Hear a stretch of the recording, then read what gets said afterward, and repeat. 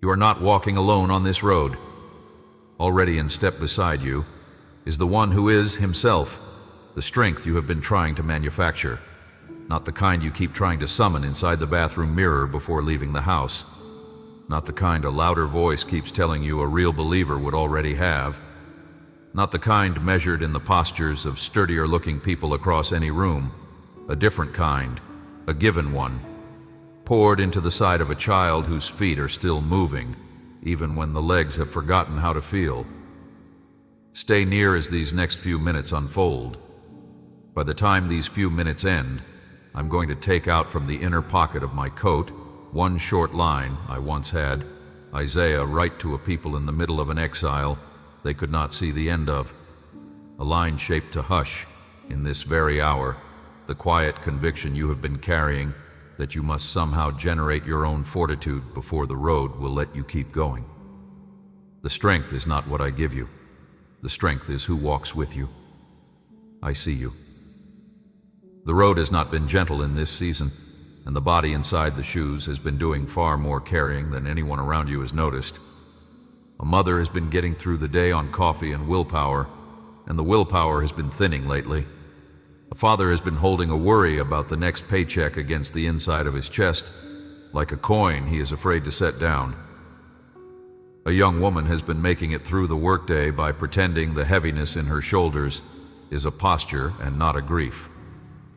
A grown son lays awake in the dark, cataloging the responsibilities waiting for him at sunrise, and feels something inside him.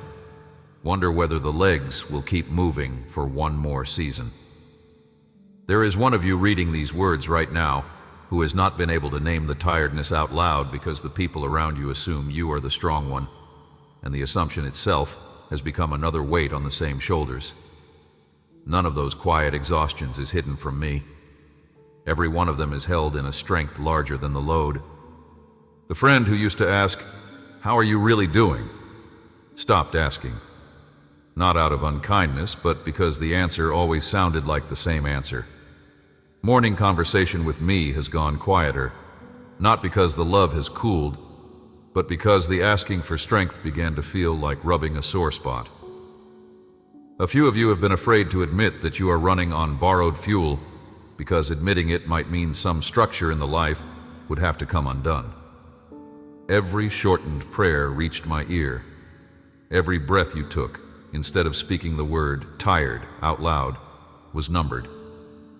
None of that hiding has cost you anything in my eyes. The hiding was the bandage of a person who has carried more than the people around them have known how to receive. A tenderness rises in me about the weariness in you that no one has yet been able to acknowledge. Not impatience, not the slightest disappointment. The very fact that you are still upright, still showing up, still loving inside a body that has been running thin. That uprightness is itself a worship I have been receiving every morning of this season. Many believers louder than you have stopped showing up entirely. You have not. Such staying is a prayer in itself. Such staying is proof of an interior fortitude that has not been originating in your own reserves for a long time already. Press the back of one hand into the palm of the other, just for a slow breath. Light pressure. The fingers of one hand curling softly over the knuckles of the other, the way two travelers steady each other crossing a slick stretch of road. Sense the warmth where the two hands meet. That small contact is older than language. It is the gesture two human beings have made for one another at hard mile markers since the very first hard mile marker. The hand under your hand right now is not only your other hand. It is the gesture I am making against the place in you that has been carrying without acknowledgement for so long. Let the hands stay together for one more breath. Sense how neither one is doing all the work. That is what walking with me has been the entire stretch. Neither one of us bearing the full load alone, even when your senses kept reporting that you were. This exhausted self-reliance did not arrive in you by accident. It was trained into you. Across years no calendar logged, small lessons stitched the same conclusion into your interior. Fortitude is a quantity you must produce, and producing it is your problem to solve.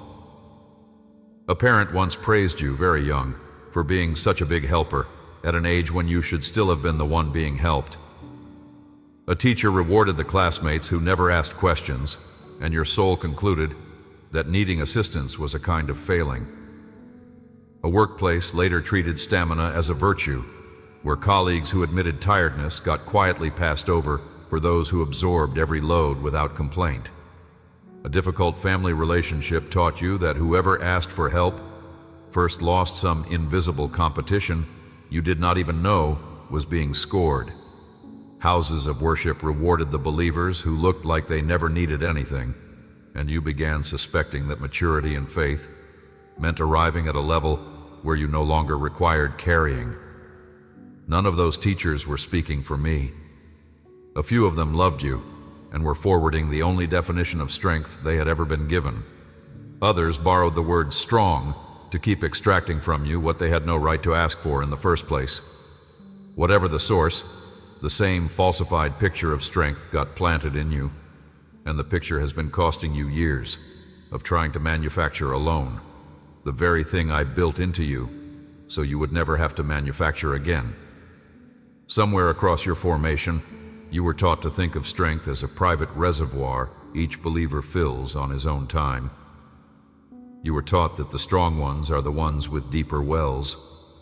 You were taught that a faithful believer wakes up already fortified, that the morning posture of a real son of mine should be the brisk confidence of someone who has slept long enough to refill his own tank. You were taught that needing fresh strength every day was a sign of immaturity, that running out by Wednesday was an indictment, that the right kind of believer should be able to ride one Sunday of worship through the next 7 days under his own steam.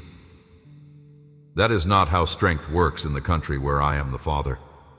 That has never been how strength works. An image of carrying capacity lodged in the front of your chest, solitary, self-sourced, refillable by discipline alone, was etched by chisels that have never belonged to my workshop. Some chisels were wielded by sincere teachers who had never themselves walked in exile long enough to learn what their own reservoir actually contained. Others were wielded on purpose, because a believer who thinks fortitude is private is a believer easier to shame when he falls short. Whichever the source, the same falsified engraving got pressed onto you, and that engraving has been disqualifying you from the very companion who has been walking alongside you the whole stretch. Slide the engraving aside. Stand it against the wall for a while. Hear instead what carrying capacity actually looks like inside the country where I am the father of children built to walk with him, not without him. My strength is not deposited into a private well. My strength is a person walking next to you on a road. A well sits in one fixed place. You have to go to it. You have to lower the bucket.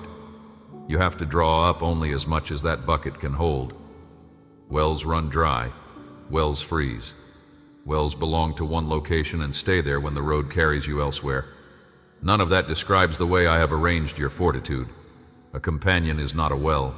A companion moves at your pace. A companion is beside you in the kitchen at 3 in the morning, and beside you on the freeway at noon, and beside you in the hospital corridor at the worst hour. A companion's strength is not measured by how much the companion can give. A companion's strength is measured by the fact of the companion being there. And the one keeping pace at your shoulder along this road has never once stepped off it. Your own resources have been measured by you with the wrong instrument. A fuel gauge has been pointed at a friendship.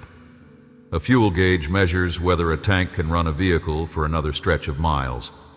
Friendships are not tanks. A friendship is steady presence of one person beside another, and presence does not get less real because some gauge reads low. Your body may keep telling you its tank is nearly empty. That gauge is not lying about the tank. It is simply measuring the wrong room. Where the carrying actually happens is the room where the companion walks, and such a room is not subject to any gauge. Place 1 foot flat against the floor beneath your chair. Press it down 1/4 inch, only that much. Feel the steadiness that pushes upward into the arch. Ground underneath you is not asking you to prove you deserve to be held. It is simply holding. Notice how the pressed down foot feels steadier than the rest of you. That is not because that foot is stronger. It is because that foot has stopped trying to hold itself up and has finally consented to be held by what was always there. Walking with me has the same shape. The foot moves, the road holds. The companion walks alongside. Strength turns out to have been a collaboration the whole stretch, and you were only allowed to feel weak so that you would finally discover the collaboration. A particular line is waiting for you, and I want to lift it out now. Take it the way its original hearers took it, not as a polished verse on a Sunday screen, but as the wax-sealed message carried on foot into a refugee camp, read aloud over a circle of tired people who had every visible reason to think their reserves were finished. I had a prophet named Isaiah carry this one to a defeated nation early in their exile, an audience whose walls lay broken and whose children had been led off in chains. An immediate promise of victory was not what they required. What they required was a hand firm under the elbow while they kept walking. Listen to what I spoke through him. Isaiah chapter 41, verse 10. Fear not, for I am with you. Be not dismayed, for I am your God. I will strengthen you. I will help you. I will uphold you with my righteous right hand. Move through it unhurriedly alongside me. More lives in this short line than any first pass will catch. Fear not. Notice the opening two words. I did not begin with be stronger.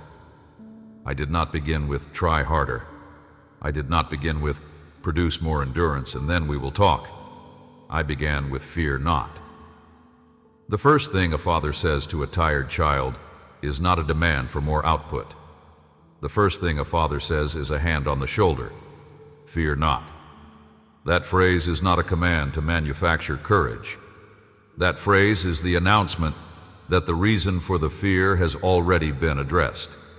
Fear is the body's response to walking a road alone. Fear not, because the loneliness was a misreading.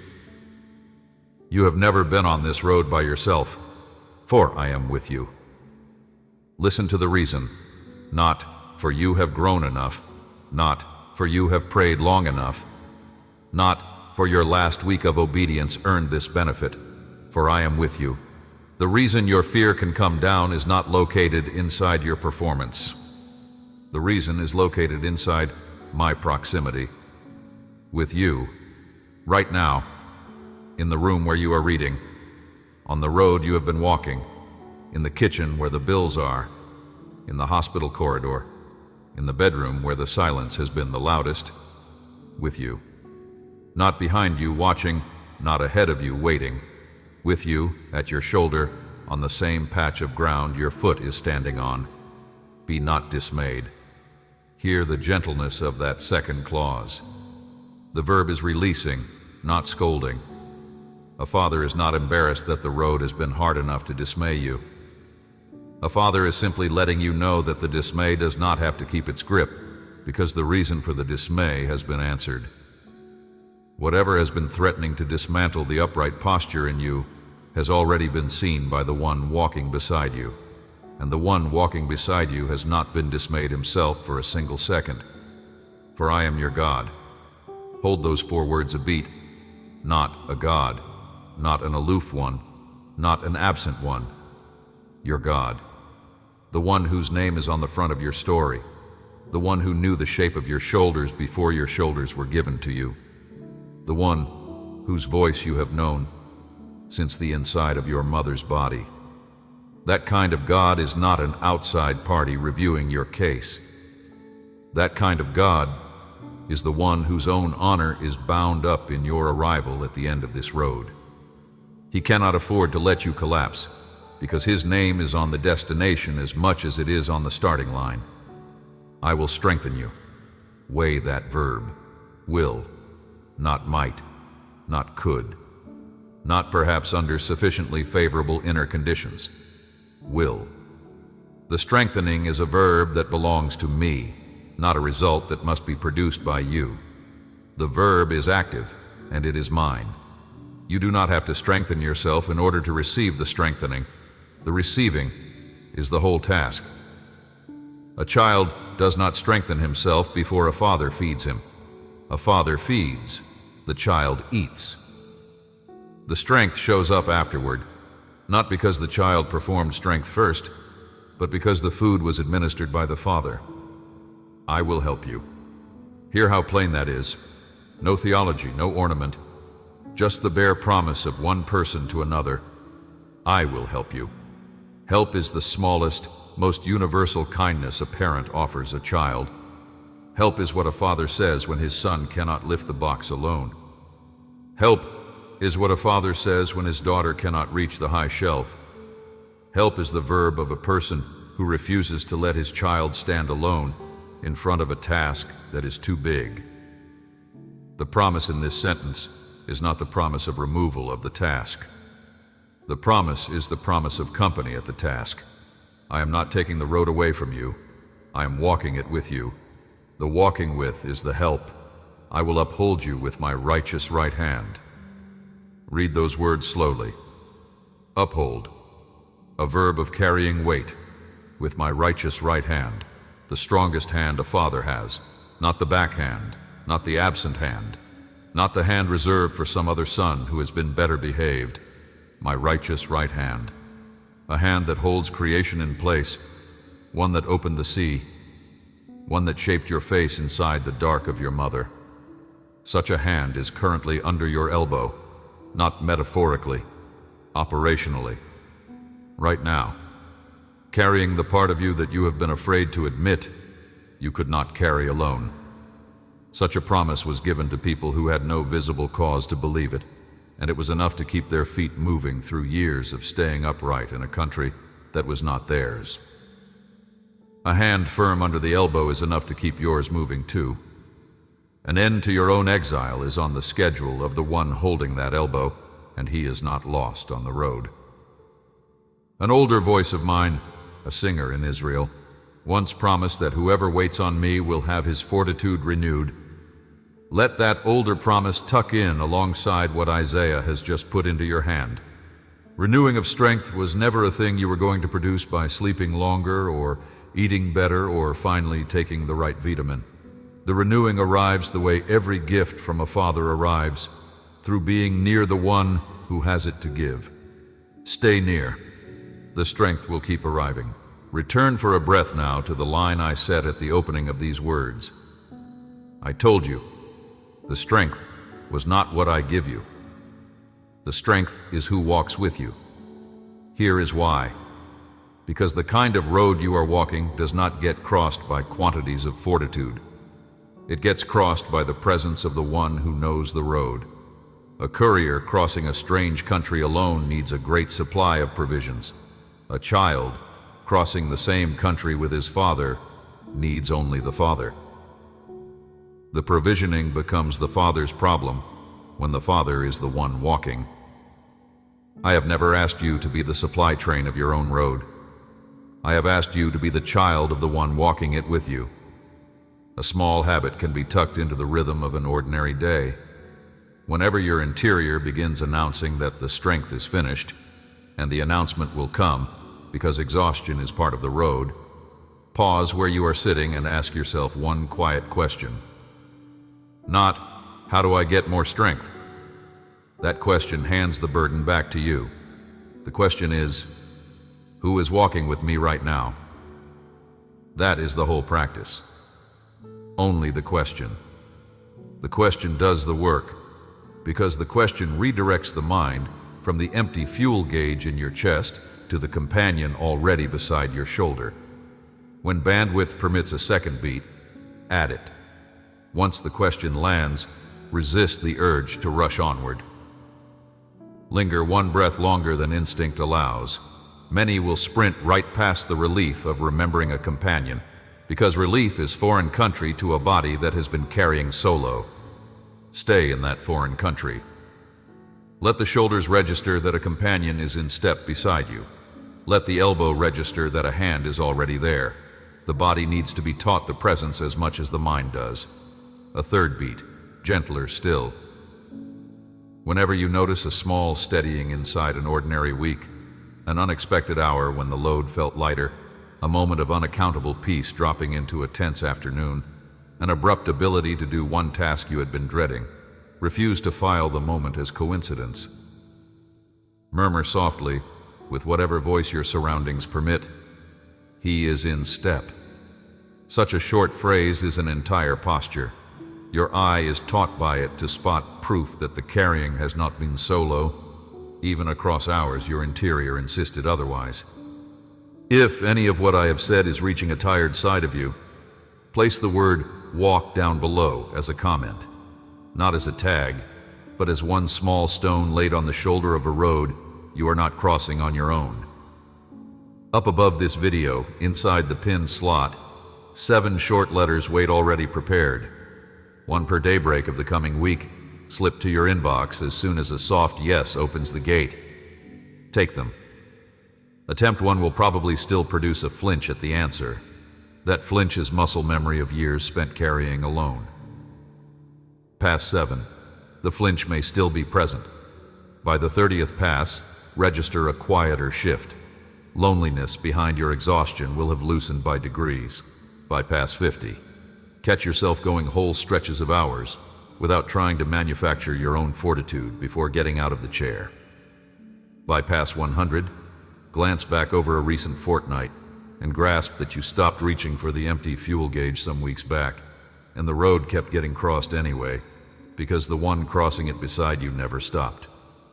A direct word for the one of you whose body has been refusing to keep up with the demands of the season. A body is not a moral failing. A body is a vessel running through real terrain. The strength your body is asking for is not the strength of pretending the body is fine.